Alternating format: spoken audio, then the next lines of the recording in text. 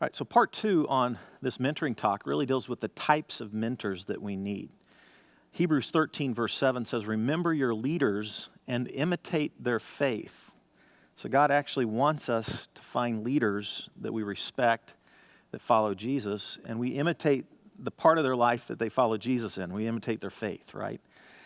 And so there's actually several different kinds of mentors. And not everybody is good at all of these kinds of mentoring. So that's another reason why you need a constellation of mentors, because not all leaders will be good mentors in all of these areas. And so you might even think about having different people for different types of mentoring in your life. All right, so the first type that Bobby talks about is called the discipler. The discipler is the one we maybe most often think about, and that is that this person just instills the basics of the Christian faith.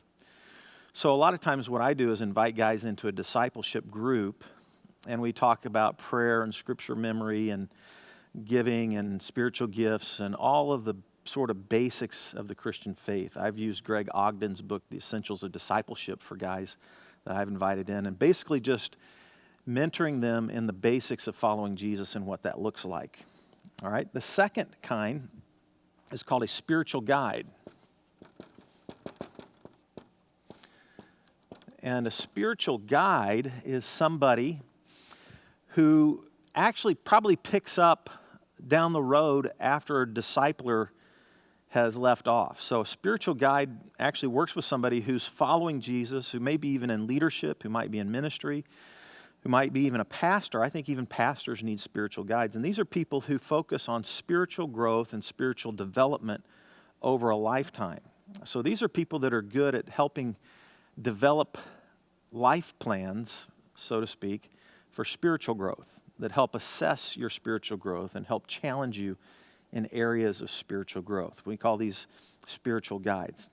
The third type of mentor is called a coach. All right? And a coach is somebody who's going to motivate you and teach you in the area of certain skills.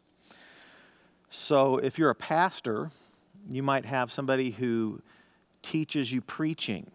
If you're a small group leader, you might have somebody who's teaching you how to lead a small group. If you're a children's pastor, somebody might be teaching you all the different functions of how to do children's ministry. But this is the skill set component of ministry, and coaches kind of impart skills and motivate. All right, the fourth type of mentor is called a counselor. And I think all of us need counselors from time to time. Counselors are people who we can sit down with and kind of open our hearts up. We can share what's going on in our life. We can share hurts. We can share fears. We can share maybe even confession and that kind of thing, and get advice and get counseling input into our lives. I even recommend professional counselors for many times and many occasions in our lives. I've had a professional counselor that I visit periodically, and he has been sort of tracking with me for over 20 years just on different issues, so he knows me well. Gives me good advice. It's a good sounding ear, and so I encourage people to have counselors that they can talk to. This also might just be a really close friend who's just sort of like an accountability partner who can just give wisdom and input and listen and share their heart. It could be an inner healing kind of ministry as well. So that's the counselor role. All right, the fifth one is called the teacher. And basically, a teacher is going to impart knowledge, some type of knowledge base. So I like to learn and grow, and I like to read and study. So I have actually used professional schooling throughout my walk with Jesus. So I have been in and out of school my whole life. I'm actually working on a second doctorate right now. So I have teachers that are teaching me Hebrew and Aramaic and Akkadian and studying Old Testament studies and stuff like that. So their primary function in my life is just a teacher. I actually go to class and write papers and all that kind of stuff. All right. Number 6 is a sponsor.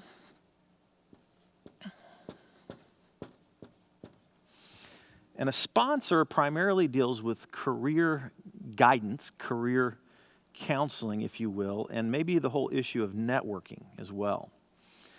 So, for example, I've had many times when people come to me for a mentoring need, okay? I have lots of people who will ask me to meet with them for a whole host of reasons. And most of the time, I'm not the best person or the right person to do what they want me to do. But I have a huge network of people that I know, and I can get them to the right person who's even better than me for what they need. And so that's actually called a sponsor. What I do in that role is connect people with resources, with the right person, with the right resources that they need for what they're looking for. And so that's actually a real important function for a pastor to learn or a leader to learn, because you're not going to be able to meet all of the needs that people come to you with. And they might want you to fulfill a certain need. For example, I have hundreds of people through a course of a year who want me to meet with them and counsel them, but I'm really not a counselor. And so what I do is connect them and network them with great counselors for the specific areas that they need counseling in. So that's an example of a sponsor. Sponsors can help network you in larger contexts and larger settings with people across the nation or across the world sometimes. And so networking is a big role in helping people develop in their careers and their ministries and opening doors for people. All right, then the last one is what we call a role model, And so I'm just going to write down the word model, but meaning in terms of mentor, a role model in the area of mentoring. And so this actually has two different types of components to it. One is a historic mentor, and the other is a contemporary role model mentor. So, for example, the historic role model may come by reading somebody's bibliography. This person might already be with Jesus. They might have lived some years ago, some hundreds of years ago. But one of the things that Bobby Clinton challenged me to do is always have a biography or two that I'm reading every year from a Christian minister who ended well, and learn from them. And so Bobby Clinton's a big fan of historic role models. That is, the biographies that we have that can teach us as we study a person's life. And I think that's an excellent way to grow and learn and develop. A second one is what we might call a contemporary role model mentor. And this could be somebody that you don't really have a personal relationship with, but they're still alive. They're still in ministry. So, for example, I was starting a Vineyard church, and John Wimber was certainly a contemporary role model for me. But when I started Vineyard Church, I'd never actually met John Wimber in person. Now, later on, I did meet him, and we ended up getting to know each other, but I never really spent hardly any time with him.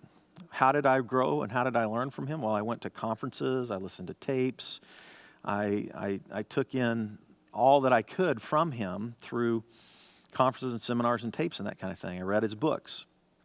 And so I learned a lot through just accessing the resources that were available. So in that sense, it opens up a whole world of mentors to you in these two categories, the historical and the contemporary role model. So the idea here is that we all need mentors, but there's not enough great mentors to go around, and the really great mentors usually are really busy people. And so what you need to learn to do is have a lot of different mentors in your constellation. Think through all the different types of mentors. Think about who can fulfill those roles in your life, and then build that constellation of mentors in your life. That will help you run the race with endurance. It'll help you go all the way to the end of your life and finish well. And that's really our prayer, is that we minister all the way to the end effectively for Jesus till the day he takes us home. All right? In this ministry interactive, then think through what types of mentors you've had in your life, what types of mentors you currently are involved in your life, and then what types of mentors you actually need to add into your constellation of mentors. So talk through the types of mentors, all right? God bless you.